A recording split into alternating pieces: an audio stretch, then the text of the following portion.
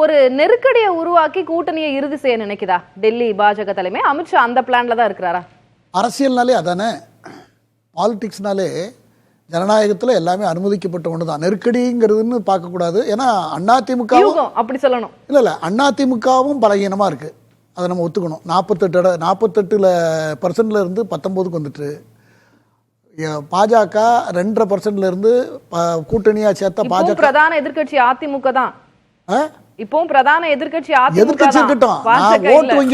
ஓட்டு வங்கியே சொல்றேன். 48% ஓட்டு வங்கி இருந்தது அதிமுகவுக்கு, அது இப்போ 19ல வந்து நிற்குது. பாஜக 2.3% இருந்து 14% வரைக்கும் 18% வரைக்கும் போயாச்சு கூட்டணியோடு சேர்த்து. அப்போது ஒரு பக்கத்தில் அந்த ரேஷியோ பாருங்கள், அது காலத்தினுடைய கட்டாயம். அப்போ இப்போ துணை தேவைப்படுது, 2 பேருக்குமே துணை தேவைப்படுறது. அதிமுகவுக்கும் துணை இல்லாமல் பிரயோஜனம் இல்லாமல் போயிடும், நோவேர் ஆகிடும். பிஜேபிக்கும் தனியாக ஜெயிக்க போது தனியாக இயங்கி வந்துடும் அப்படிங்கிறது சொன்னால் அது பொய். இல்லை, நீங்கள் சொல்கிறதுலேயே ஒரு முரண் இருக்குல்ல. வளர்ந்துருக்கு அதீதமா, அதிமுக பலவீனம் அடைஞ்சிருக்கு அப்படின்றீங்க. ஆனாலும் பிஜேபிக்கு துணை தேவைப்படுது, அதிமுக அவங்களுக்கு இருக்கிற செல்வாக்க வச்சு ஆட்சி அமைக்க முடியாதுல்ல, 2 பேரும் சேரணும்ல. அந்த அந்த அந்த அடிப்படையில் பாஜகவிலையும் ஒரு குரூப் வந்து அதிமுக கூட்டணி வைக்கணும் என்று சொல்லிக் கொண்டிருக்கிறார்கள். அதே போல அதிமுகவிலையும் எடப்பாடி, திரு முனுசாமி, இன்னும் ஒரு சிலர், ஜெயக்குமார், இப்படி 1-2 பேரை தவிர, ரொம்ப 4-5 பேரை தவிர பாக்கி எல்லாருமே கூட்டணி வைக்கணும்னு விருப்பப்படுறாங்க. காரணம் என்னென்னா, கூட்டணி இல்லை என்றால் அதிமுக ஆட்சி, எம்ஜிஆர் ஆரம்பித்த கட்சிக்கு எதிர்காலம் இருள்மயமாக ஆகிடுங்கிறது அவங்க பயப்படுறாங்க, அவங்க ஃபீல் பண்ணுறாங்க.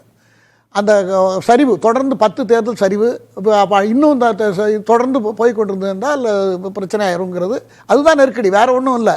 அந்த நெருக்கடிக்கு ஒரே அடியாக இவர்கிட்ட ரிவர்ஸ் கேரே கிடையாது, நான் அட்ஜஸ்ட்மெண்ட்டே என்கிட்ட கிடையாதுங்கிற ஒரு கோட்பாட்டில் எடப்பாடி போய் கொண்டிருக்கிறார்.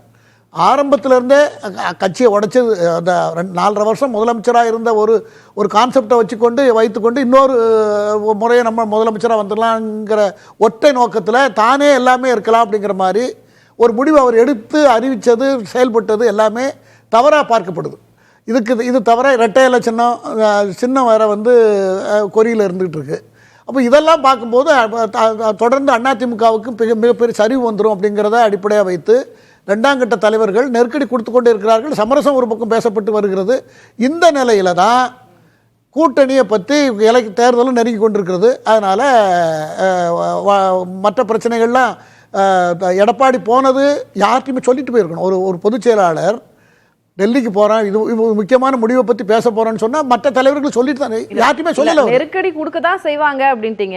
நெருக்கடி கொடுப்பாங்கன்னு நான் பயன்படுத்துறேன் அந்த வார்த்தையை, நீங்களே சொல்லிடுறீங்க. அதை நெருக்கடின்னு பார்க்க வேண்டாம். நெருக்கடி இல்லை, கூட்டணின்னு அப்படி எடுத்துங்க. கூட்டணின்னு எடுத்துங்க, நெருக்கடியே கிடையாது, கூட்டணின்னு எடுத்துங்க. கூட்டணி 2 பேருக்கு துணை தேவைன்றீங்களா, 2 பேச்சுலர், 2 பேருமே துணை தேவைப்படுது 2 பேருக்கும்.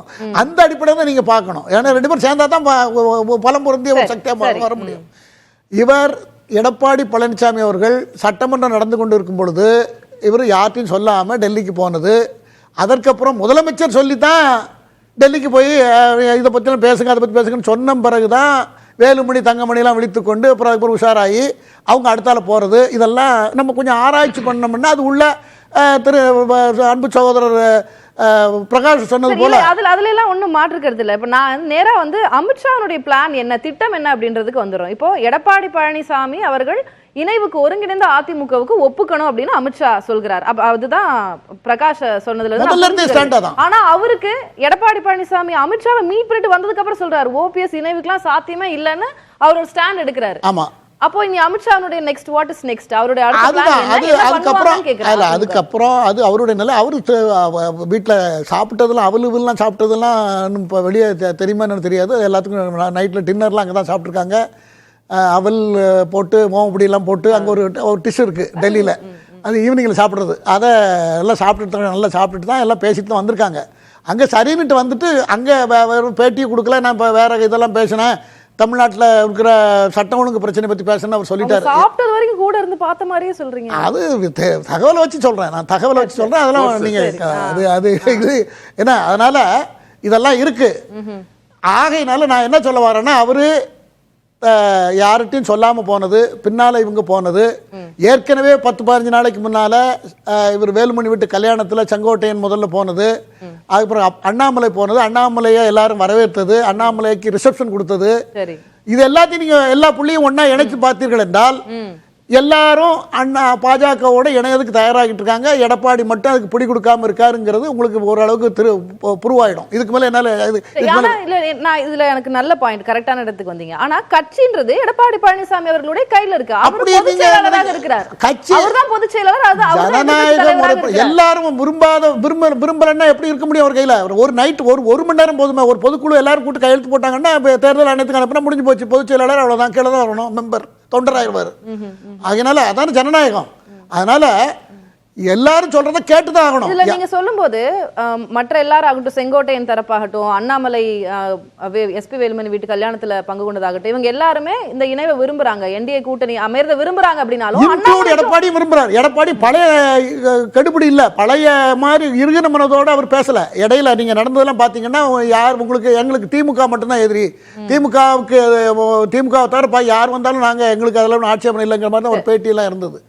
அப்படி என்றால் பழைய நிலையை விட்டு அவர் இறங்கி வந்திருக்காரு. ஆனால் அவருக்கு உள்ள வந்து ஓபிஎஸ், சசிகலா, டிடிவி தினகரன் இவங்களெல்லாம் அவருக்கு சேர்க்கணுமா அப்படிங்கிறதுல அவருக்கு அதில் ரெண்டாவது ஒரு கட்டத்திலேருந்து இறங்கி ஒரு ஸ்டேஜ்லேருந்து இன்னொரு ஸ்டேஜுக்கு வந்திருக்கார். ஆனால் அதுலேயும் அங்கே எப்படி இருக்காங்கன்னா, ஏற்கனவே எல்லா மாநிலத்திலையுமே ஒருத்தருக்கு நம்பிக்கை கொடுத்தாங்கன்னா, வாக்குறுதி கொடுத்தாங்கன்னா அதை காப்பாற்றுறது பிஜேபியோட பழக்கம். இப்போ ஓபிஎஸ்ஸா இருக்கட்டும், இவங்க எல்லாருமே சேர்க்கணும், எல்லாரும் ஒன்று சேர்க்கணும். ஏன்னா சவுத்துல ஒன்று சேர்க்காம இந்த தேர்தலை அதிமுக எல்லாரும் சேர்ந்து வந்தாலும் கூட ரொம்ப கஷ்டம் தான், டஃப் தான்.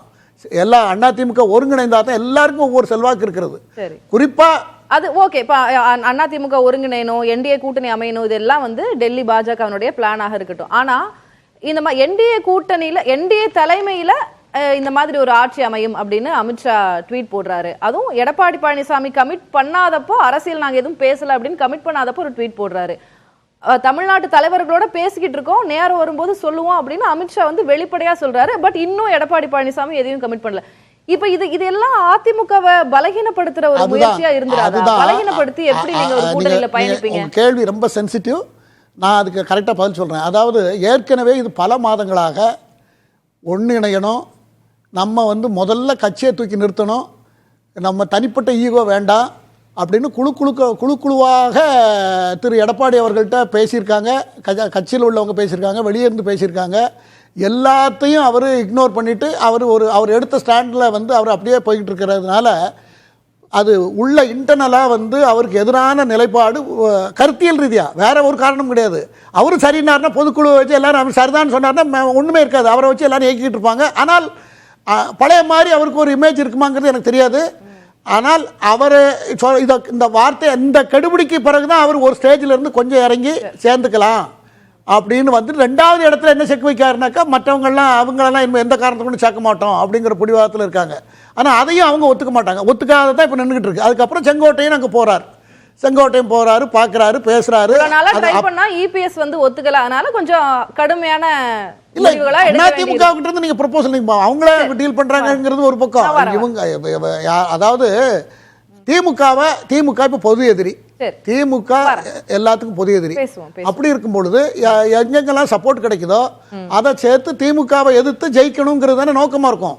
அதான பாலிடிக்ஸ். அது அந்த இடத்துக்கு அதிமுகவுடைய இரண்டாம் கட்ட தலைவர்களும் அதிமுகவுடைய ஒரு முக்கியமான அமைச்சராக இருந்த செங்கோட்டையன் அவர்களும் அப்படி நினைச்சா தப்புன்னு சொல்ல முடியாது அந்த பார்ட்டியோட ஆஸ்பெக்ட்ல.